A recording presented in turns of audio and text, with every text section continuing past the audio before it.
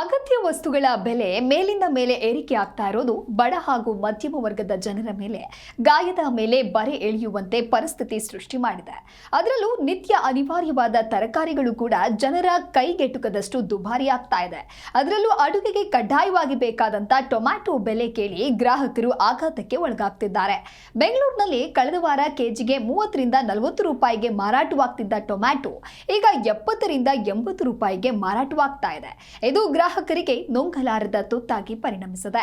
ಬೇಡಿಕೆಗೆ ತಕ್ಕಂತೆ ಟೊಮ್ಯಾಟೊ ವಿತರಣೆಯಾಗದ ಹಿನ್ನೆಲೆ ಈ ಬಿಕ್ಕಟ್ಟು ಎದುರಾಗಿದೆ ಅಂತ ಕೆಲವು ವ್ಯಾಪಾರಿಗಳು ಹೇಳ್ತಾ ಇದ್ದಾರೆ.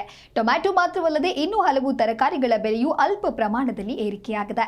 ಬಟಾಣಿ, ಬೀನ್ಸ್, ಕ್ಯಾರೆಟ್, ಬದನೆಕಾಯಿ, ಮೆಣಸಿನಕಾಯಿ ಸೇರಿದಂತೆ 10 ಹಲವು ತರಕಾರಿಗಳ ಬೆಲೆ ಕಳೆದ ವಾರಕ್ಕಿಂತ ಹೆಚ್ಚಾಗಿದೆ.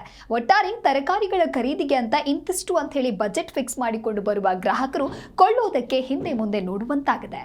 2 ಕೆಜಿ ಕೊಳ್ಳಲು ಬಂದವರು 1 ಕೆಜಿ ಅಥವಾ ಅರ್ಧ ಕೆಜಿ ಟೊಮೆಟೊ ಕೊಂಡು ಹೋಗ್ತಾ ಇದ್ದಾರೆ.